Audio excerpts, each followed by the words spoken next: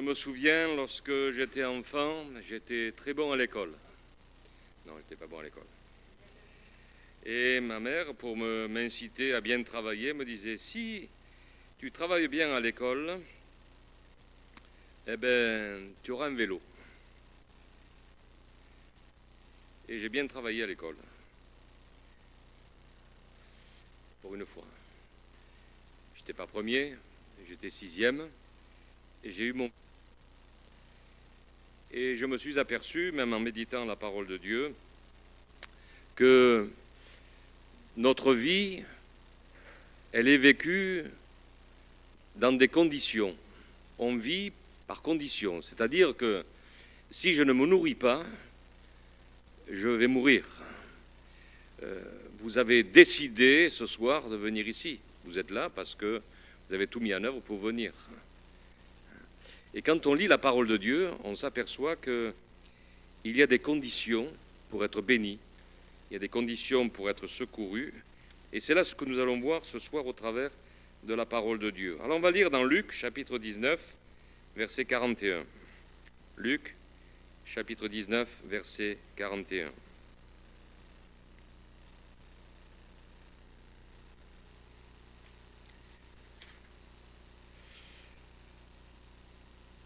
Comme il approchait de la ville, Jésus, en la voyant, pleura sur elle et dit, « Si toi aussi, au moins en ce jour qui t'est donné, tu connaissais les choses qui appartiennent à ta paix, mais maintenant elles sont cachées à tes yeux. Il viendra sur toi des jours où tes ennemis t'environneront, de tranchées t'enfermeront et te serreront de toutes parts.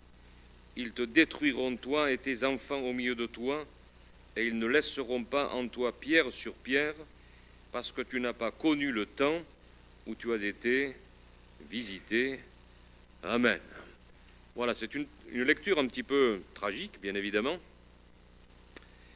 Mais je vis, si je suis là, c'est que j'ai décidé, si je vis, comme je le disais, c'est à condition que je mange, que je me nourrisse, que je prenne soin de moi. Lorsque je lis la parole de Dieu, je m'aperçois que l'amour de Dieu est inconditionnel. Et ça, c'est ce qui nous rassure. L'amour de Dieu est inconditionnel. Mais pas le salut. Pas le salut. Et nous allons le voir. On ne peut rien faire pour mériter l'amour de Dieu. Auparavant, dans la religion traditionnelle dans laquelle on était, on nous avait appris qu'il fallait mériter. Mériter le salut. Mériter d'être touché, il fallait mériter. Mais on ne peut rien faire pour mériter l'amour de Dieu. Vous n'avez rien à payer pour recevoir cet amour. Dieu est amour. Dieu nous aime d'un amour éternel. Dieu est amour et son amour s'étend à tous les hommes, sur toute la surface de la terre. Le salut s'étend à tous les hommes, mais il est opérationnel en nous que sur certaines conditions. Il est limité au temps de notre décision, et nous l'avons lu dans ce passage. Nous l'avons lu. Dieu a des projets de paix, a des projets de bénédiction. Lorsqu'on lit la parole de Dieu, c'est extraordinaire de voir de quelle manière Dieu veut prendre soin des hommes. Dieu veut les bénir.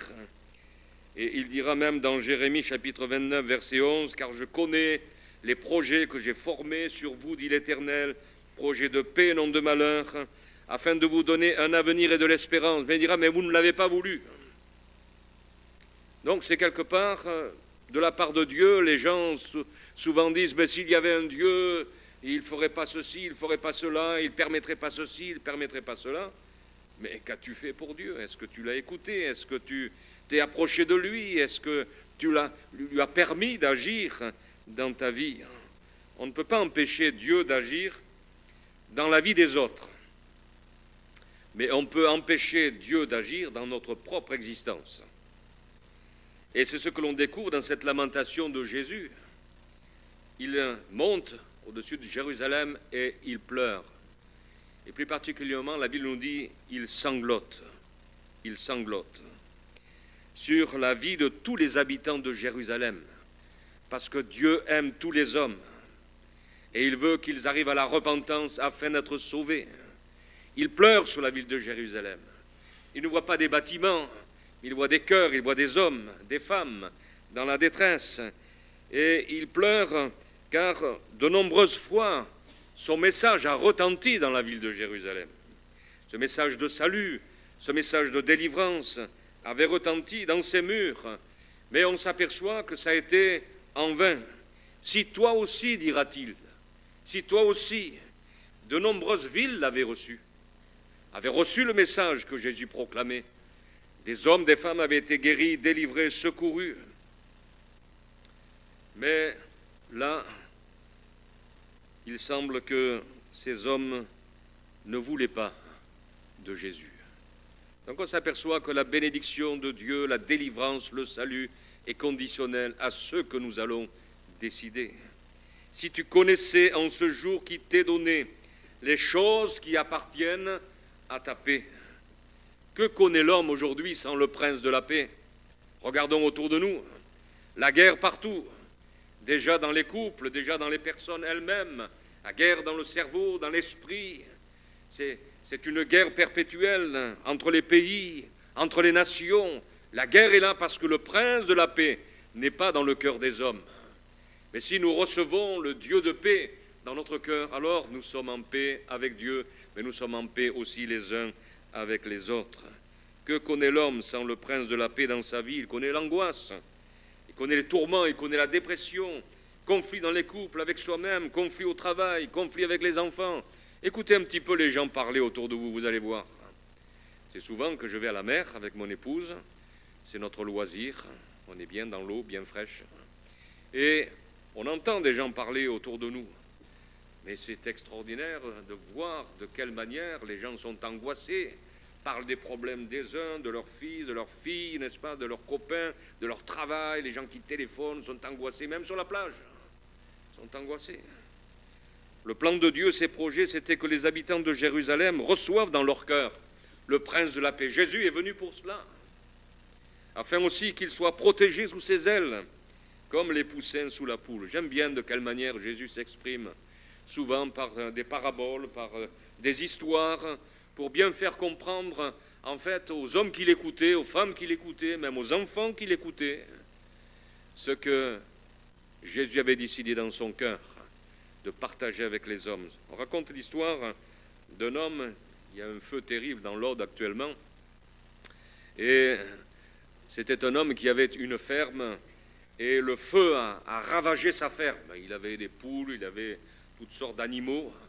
Et puis quand le feu est arrivé, il est parti pour ne pas être brûlé lui aussi. Et lorsqu'il est revenu, tout était calciné. Et à un moment donné, il se penche comme ça et il voit la carcasse d'une poule.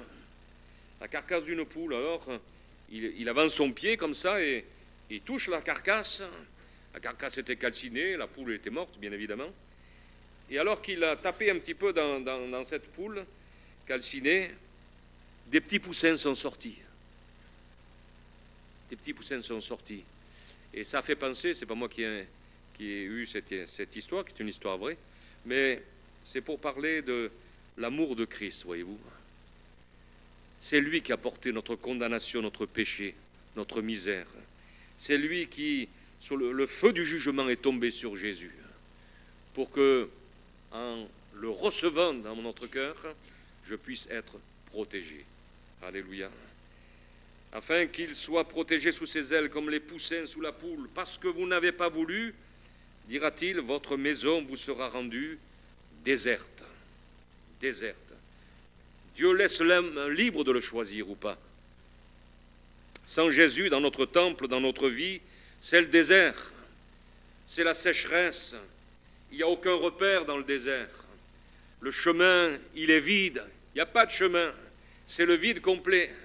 Dernièrement, je regardais une émission justement sur le désert. Je me dis, mais comment font ces Touaregs pour se diriger dans le désert? Tout est pareil. Vous tournez à droite, il y a du sable. À gauche, il y a du sable. Partout, il y a du sable. Et ces hommes se dirigent et parcourent des centaines de kilomètres dans le désert. Mais allez-y, vous, dans le désert.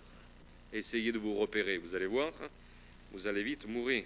Donc on s'aperçoit dans ce texte que Jésus a maintes fois a apporté sa parole, voulait bénir, voulait secourir, voulait délivrer. Et nous savons très bien, parce que l'histoire nous le dit, que Titus est arrivé et a ravagé complètement la ville de Jérusalem, et il n'est pas resté pierre sur pierre. Ce n'est pas ce que Dieu aurait voulu. Ce n'est pas ce que Dieu veut lorsqu'il voit les hommes s'égarer loin de lui, le rejeter. Il y a un autre exemple que j'ai lu dans l'Écriture, c'est dans l'Évangile de Luc au chapitre 14 au verset 16. C'est l'invitation aux noces. Il est dit ceci, et Jésus lui répondit, un homme donna un grand souper et il invita beaucoup de gens. À l'heure du souper, il envoya son serviteur dire aux conviés, venez, car tout est déjà prêt. Mais tous unanimement se mirent à s'excuser. Le premier lui dit, mais j'ai acheté un champ et je suis obligé d'aller le voir.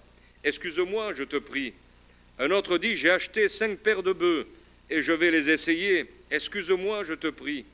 Un autre dit, je viens de me marier et c'est pourquoi je ne puis aller. Dans ce texte, je découvre l'invitation extraordinaire. Jésus ne fait exception de personne, il invite. Tout est déjà prêt. Vous savez, quand on invite quelqu'un, des fois on nous dit, qu'est-ce que je veux porter? Qu'est-ce que je peux porter? Rien, tout est prêt. Tu n'as plus qu'à mettre les pieds sous la table et tout est prêt. C'était un petit peu ce que le Seigneur voulait dire. Tout a été accompli à la croix du Calvaire. Tout, quel que soit notre besoin, que ce soit de salut, que ce soit de délivrance, de guérison intérieure, tout a été accompli. Tout est prêt. Et tout est prêt encore. Jusqu'à quand? J'en sais rien.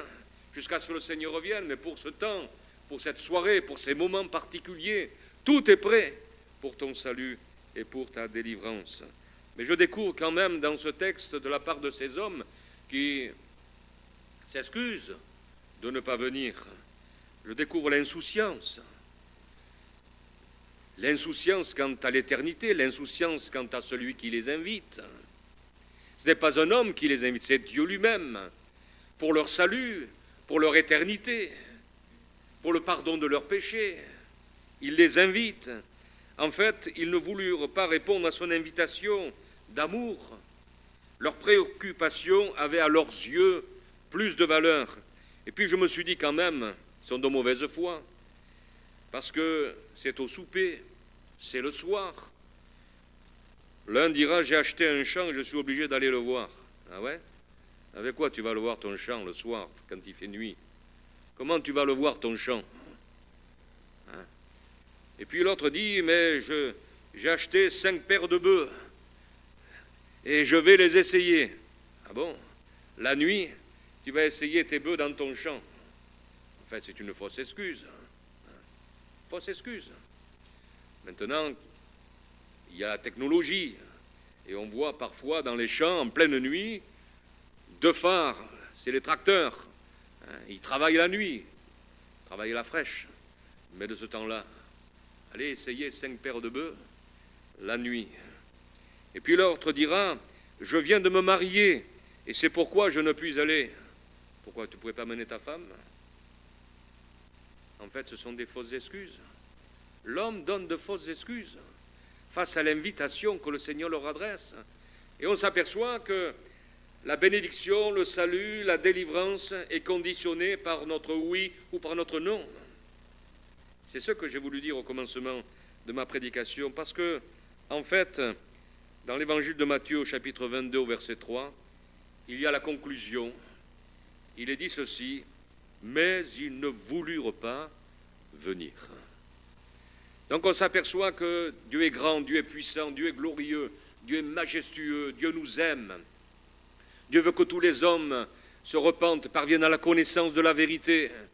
Mais tout dépend de nous. Qu'est-ce qui peut nous priver de sa grâce, de sa bonté? L'incrédulité.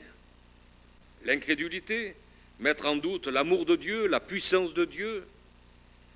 Dans l'évangile de Marc, au chapitre 6, au verset 1er, il y a un autre exemple. Il est dit, Jésus partit de là et se rendit dans sa patrie. Ses disciples le suivirent. Quand le sabbat fut venu, il se mit à enseigner dans la synagogue. Beaucoup de gens qui l'entendirent étaient étonnés et disaient, mais d'où lui viennent ces choses? Quelle est cette sagesse qui lui a été donnée?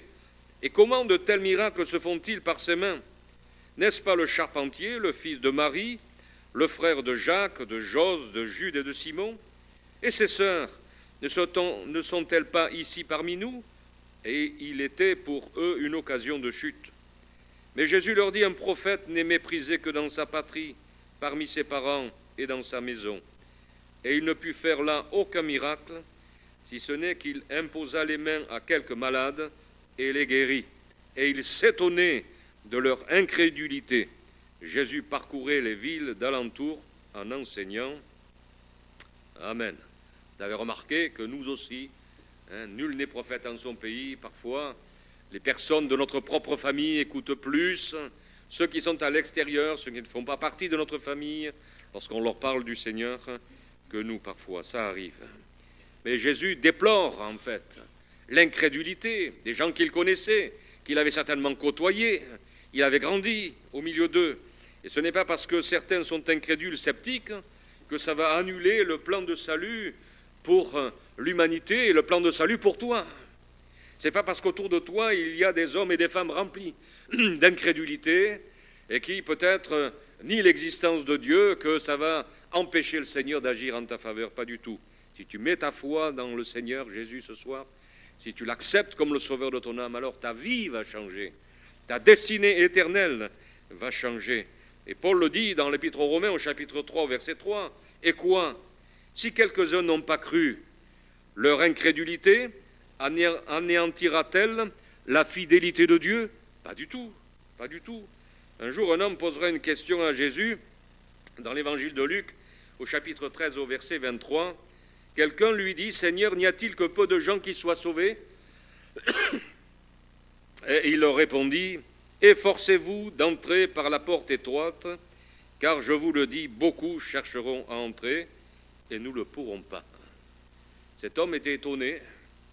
Il dira au Seigneur, « N'y a-t-il que peu de gens qui soient sauvés ?» En fait, il était en train de s'illusionner. Il pensait qu'il était sauvé. Peut-être qu'il venait écouter Jésus, il venait écouter la parole de Dieu dans la synagogue, je ne sais pas. Il était familier, mais il était dehors. On peut venir écouter la parole de Dieu et rester en dehors du salut parce qu'on ne l'a pas reçu, on ne l'a pas accepté, on ne le vit pas. Et Jésus dit, « Efforcez-vous d'entrer par la porte étroite, car je vous le dis, beaucoup chercheront à entrer et ne le pourront pas. » Et Jésus ajoute, « Je suis la porte. Si quelqu'un entre par moi, il sera sauvé. » Alléluia. Je suis la porte, je suis le chemin, je suis la vérité, je suis la vie. Cet homme s'illusionnait sur sa position éternelle alors qu'il était dehors. Beaucoup de personnes vivent dans l'illusion, car ils mettent leur foi dans leur religion, dans leur tradition, dans leur superstition, dans leur mérite. Ils se font plus confiance que ceux qu'ils croient en Jésus-Christ. L'incrédulité. Je lisais ce passage dans 2 Rois, chapitre 7, verset 1er, verset 2. Le peuple avait vécu un siège terrible de la part de l'ennemi et il s'était trouvé dans une famine terrible. La Bible dit qu'il avait été rendu à se nourrir de la fiente de pigeons. Ils se nourrissaient de têtes d'âne et ils étaient allés même au paroxysme de manger leurs propres enfants. Vous voyez un petit peu. Et au sein de leur détresse, il y a eu cette parole de l'Éternel qui a retenti avec un message d'espoir, un message de délivrance. Dieu était en train de leur dire que c'était fini, la délivrance était là. Et au verset 1, il est dit, Élisée dit, écoutez la parole de l'Éternel.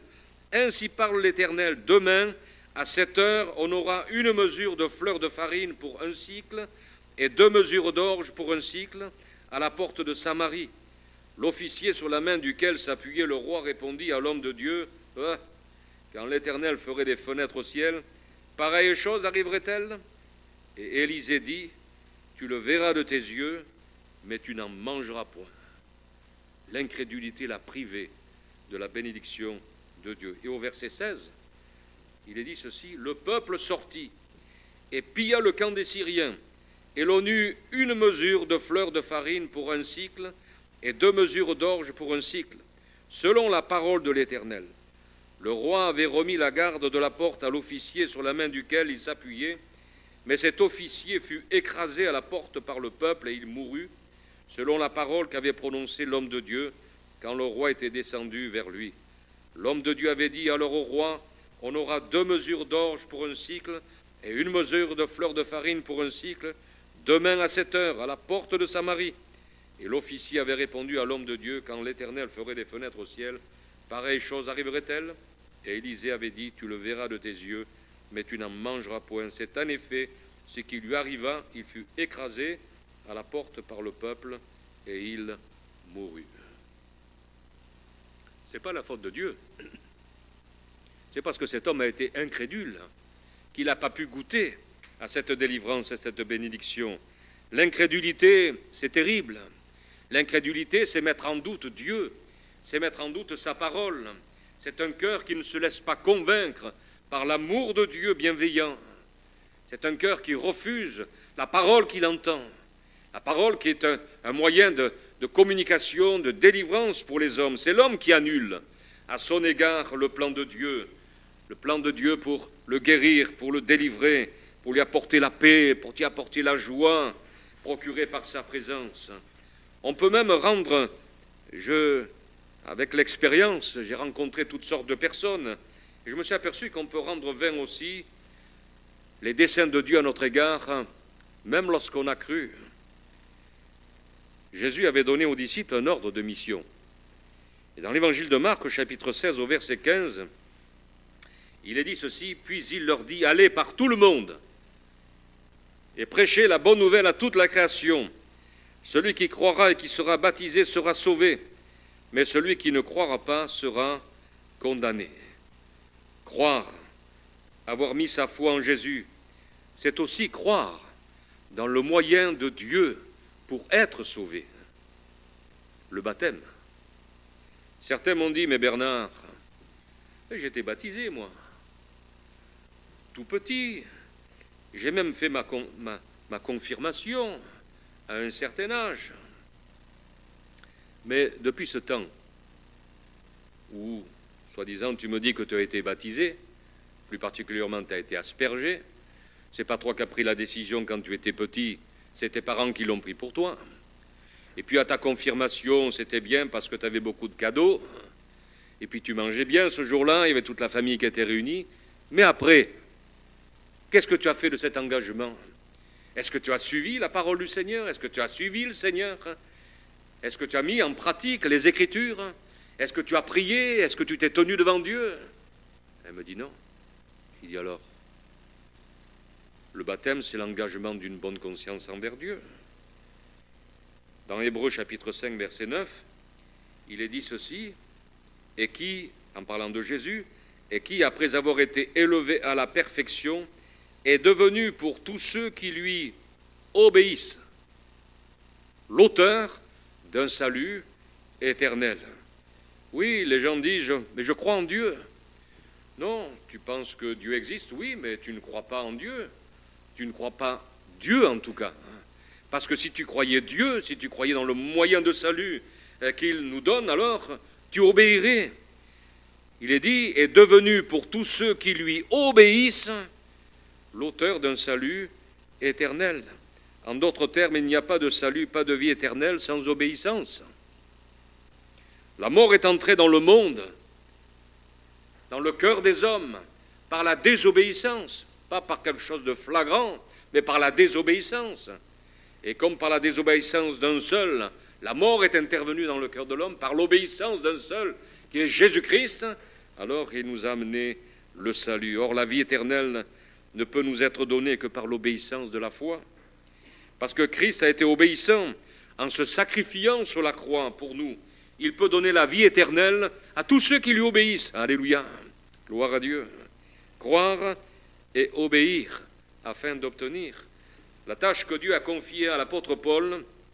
Il devait amener les hommes de toutes les nations à croire et à obéir à cette foi qui était née dans leur cœur, comme il est écrit dans Romains au chapitre 1er au verset 6, Romains chapitre 1er verset 1er, Paul, serviteur de Jésus-Christ, appelé à être apôtre, mis à part pour annoncer l'évangile de Dieu, qui avait été promis auparavant de la part de Dieu par ses prophètes dans les Saintes Écritures, et qui concerne son fils, né de la postérité de David selon la chair, est déclaré Fils de Dieu avec puissance, selon l'Esprit de sainteté par sa résurrection d'entre les morts, Jésus-Christ notre Seigneur, par qui nous avons reçu la grâce et l'apostolat. Et il termine en disant pourquoi faire? Pour amener en son nom à l'obéissance de la foi tous les païens, parmi lesquels vous êtes aussi, vous qui avez été appelés par Jésus-Christ. Alléluia. Pour amener en son nom à l'obéissance de la foi tous les païens. Car quand on a la foi avec un grand F, alors il n'est pas difficile d'obéir. Quand on a simplement une certaine croyance, alors on a du mal à obéir. Mais quand véritablement nous avons la révélation de l'amour de Christ à la croix du Calvaire, son amour qu'il a déployé pour nous, alors, et que nous croyons dans sa parole et dans ce qu'il nous dit, alors nous obéissons et nous sommes bénis. C'est ce que Jésus dira lorsqu'il dit ceci, et enseignez-leur à observer tout ce que je vous ai prescrit. Enseignez-leur à observer tout ce que je vous ai prescrit. Mais c'est pour notre bien d'observer la parole. Il y a des personnes qui ont l'impression que dans la parole de Dieu, il n'y a que des choses, il ne faut pas, il faut ceci, cela, il ne faut pas faire ceci, il ne faut pas faire cela. Mais c'est un livre extraordinaire, la Bible, mais c'est un livre de recueil, c'est un livre extraordinaire. C'est Dieu qui nous parle pour notre bien-être, pour le bien-être de notre couple, pour savoir comment il faut élever nos enfants, quelles vont être les relations que j'ai besoin d'avoir aussi dans mon couple, comment bâtir un couple solide et comment demeurer attaché au Seigneur. La foi, l'obéissance est une action. Dans Jacques 2, 17, il est dit « Il en est ainsi de la foi. Si elle n'a pas les œuvres, elle est morte en elle-même. » La foi est accompagnée des œuvres pour voir la gloire de Dieu, pour voir la bénédiction du Seigneur, que ce soit pour notre salut, que ce soit pour notre vie de tous les jours. J'ai besoin d'obéir à la parole de Dieu pour que je puisse voir sa gloire. Jacques dit même au verset 19 et au verset 20 du chapitre 2, « Tu crois qu'il y a un seul Dieu, mais tu fais bien. Mais les démons le croient aussi et ils tremblent. Veux-tu savoir, ô homme, vain, que la foi sans les œuvres est inutile. On ne fait pas des œuvres pour être sauvé. Mais c'est parce qu'on est sauvé, c'est parce qu'on croit, c'est parce qu'on a la foi dans la parole de Dieu qu'on obéit. Parce que lorsqu'on considère qu'est-ce que le baptême c'est une immersion complète dans l'eau. Baptiser, c'est immerger. Il y a de nombreux baptêmes dans la Bible qui sont relatés. Et Jésus avait dit, vous annoncerez la parole à toute la création, celui qui croira et qui sera baptisé sera sauvé. C'est quelque chose d'important. Et je le disais à cette personne dernièrement. Après, les personnes font ce qu'ils veulent de ce qu'ils entendent. Mais dans Acte 2, 41, il est dit « Ceux qui acceptèrent sa parole furent baptisés ». Donc on peut se demander si réellement ceux qui entendent la parole et qui ne veulent pas s'engager dans les eaux du baptême, si véritablement ils ont accepté au fond de leur cœur la parole de Dieu. Et en ce jour-là, le nombre des disciples augmenta d'environ 3000 âmes. Dis donc, ceux qui ont fait les baptêmes, ils devaient être fatigués à la fin. Parce que baptiser 3000 personnes, je ne vous dis pas, il fallait avoir des biscottos. Le nombre des disciples s'augmenta d'environ 3000 âmes. Ils persévéraient dans l'enseignement des apôtres, dans la communion fraternelle, dans la fraction du pain et dans les prières. Il est question dans la parole du Seigneur aussi du baptême de Jésus, qui a été immergé dans le Jourdain, pour nous montrer l'exemple. Il n'avait pas besoin de s'engager envers Dieu, mais il nous a montré l'exemple. Alors Jésus vint de la Galilée au Jourdain vers Jean pour être baptisé par lui. Et dès que Jésus était baptisé, il sortit de l'eau. Ça veut dire qu'il était rentré dans l'eau. Et voici, les cieux s'ouvrirent, et il vit l'Esprit de Dieu descendre comme une colombe et venir sur lui. Et voici, une voix fit entendre des cieux ces paroles. « Celui-ci est mon Fils bien-aimé, en qui j'ai mis toute mon affection. Amen. » Et c'est souvent que, alors que je faisais l'étude sur le baptême avec ceux qui voulaient s'engager avec le Seigneur dans les églises où j'étais, je leur disais ces paroles. Je leur disais, vous allez voir ce qui va se passer. Face à votre obéissance, quand vous allez sortir de l'eau, vous allez sentir la puissance du Saint-Esprit, l'approbation de Dieu sur votre vie, parce que vous avez obéi à la parole du Seigneur. Et vous allez sentir profondément qu'à partir de ce moment-là, vous êtes réellement devenu enfant du Seigneur. Alléluia. Des années plus tard, un Éthiopien s'est fait baptiser dans un point d'eau qui était près de la route sur laquelle il voyageait. Dans Actes 8, 36, 40, et j'aime bien cette histoire, l'eunuque éthiopien qui est rencontré par Philippe, cet homme lisait le prophète Ésaïe, il ne comprenait pas ce qu'il lisait, et Philippe lui dit « Comprends-tu ce que tu lis ?» Il a été audacieux, mais il savait qu'il avait été envoyé par Dieu pour cela. Et cet homme, ministre, dit « Mais comment puis-je comprendre si personne ne m'explique ?» Alors il a invité Philippe et il a commencé à lui expliquer la parole du Seigneur. Son esprit s'est ouvert, son cœur s'est ouvert. Et il est dit au Acte 8, 36, comme ils continuaient leur chemin, ils rencontrèrent de l'eau. Ah, ça a été rapide, Et l'eunuque dit, voici de l'eau, qu'est-ce qui empêche que je ne sois baptisé? Philippe dit, si tu crois de tout ton cœur, cela est possible. L'eunuque répondit, je crois que Jésus-Christ est le Fils de Dieu. Il fit arrêter le char, Philippe et l'eunuque descendirent tous deux dans l'eau, et Philippe baptisa l'eunuque. Quand ils furent sortis de l'eau, l'Esprit du Seigneur enleva Philippe, et l'eunuque ne le vit plus, tandis que joyeux, il poursuivait sa route. Amen. Une histoire extraordinaire. Extraordinaire. Cet homme venait de passer de la mort à la vie, des ténèbres à la lumière. Il venait de s'engager avec le Seigneur. Il n'avait plus besoin de Philippe. Il avait simplement besoin du Seigneur. En fait, ça a dû être quand même étonnant. Parce qu'une fois qu'il a été baptisé, Philippe il a disparu. Il a dû le chercher partout. Il était parti. Il était retourné à la mission que le Seigneur lui avait confiée. L'apôtre Pierre a réaffirmé cet enseignement. Dans 1 Pierre chapitre 3 verset 21, il dit « Cette eau était une figure du baptême, en parlant du déluge, qui n'est pas la purification des souillures du corps, mais l'engagement d'une bonne conscience envers Dieu et qui maintenant vous sauve, vous aussi, par la résurrection de Jésus-Christ. » Le baptême, c'est l'engagement d'une bonne conscience envers Dieu. Et dans d'autres passages, l'apôtre dira « Mais certains ont perdu cette bonne conscience et ils ont fait naufrage par rapport à la foi. » Comme quoi, lorsqu'on s'engage avec le Seigneur, on a besoin de garder toujours cette conscience en éveil pour marcher dans la pureté, dans la sainteté, afin de voir la gloire du Seigneur. Quelle est la signification du baptême? Et je vais terminer par là. Par le baptême, une personne montre publiquement qu'elle s'est repentie de ses péchés et qu'elle a promis de faire la volonté de Dieu, quoi qu'il arrive. Elle s'engage à obéir à Dieu et à Jésus durant toute sa vie. Ceux qui se font baptiser empruntent le chemin qui mène à la vie éternelle et au ciel. La Bible compare le baptême à un enterrement et une résurrection. Dans Romains 6, il est dit « Ignorez-vous que nous tous qui avons été baptisés en Jésus-Christ, c'est en sa mort que nous avons été baptisés?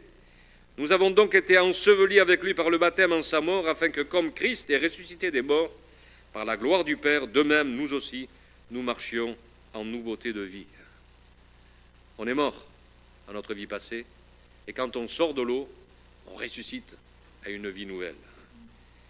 Dans Colossiens chapitre 2 verset 12, il est dit « Ayant été ensevelis avec lui par le baptême, vous êtes aussi ressuscités en lui et avec lui, par la foi en la puissance de Dieu qu'il a ressuscité des morts. » En se faisant immerger, une personne montre qu'elle meurt quant à son ancien mode de vie. Et en sortant de l'eau, elle commence en fait une nouvelle vie en tant que chrétien, en tant qu'enfant de Dieu. Alléluia. Pourquoi je vous parle de cela? Quand je vous parlais qu'il y a des conditions, même à l'égard du baptême, c'est que dans l'évangile de Luc, au chapitre 7, au verset 28, il est dit ceci, « Je vous l'ai dit, parmi ceux qui sont nés de femmes, il n'y en a point de plus grand que Jean. Cependant, le plus petit dans le royaume de Dieu est plus grand que lui. Et tout le peuple qui l'a entendu, et même les publicains, ont justifié Dieu, en se faisant baptiser du baptême de Jean. Mais les pharisiens et les docteurs de la loi, en ne se faisant pas baptiser par lui, ont rendu nul à leur égard le dessein de Dieu. » Donc on s'aperçoit que toutes les personnes qui n'ont pas justifié Dieu, n'ont pas justifié les paroles du Seigneur, n'ont pas cru, ne sont pas engagées, ils ont rendu nuls à leur égard les desseins de Dieu. Et Jésus parlera de Jean-Baptiste dans Jean au chapitre 1er et au verset 6. Il y eut un homme envoyé de Dieu, son nom était Jean. Il vint pour servir de témoin, pour rendre témoignage à la lumière, afin que tous crussent par lui. Il n'était pas la lumière, mais il parut pour rendre témoignage à la lumière. Cette lumière, c'était la véritable lumière qui, en venant dans le monde, éclaire tout homme. Elle était dans le monde et le monde a été fait par elle. Et le monde ne l'a point connue. Elle est venue chez les siens, et les siens ne l'ont peu reçue.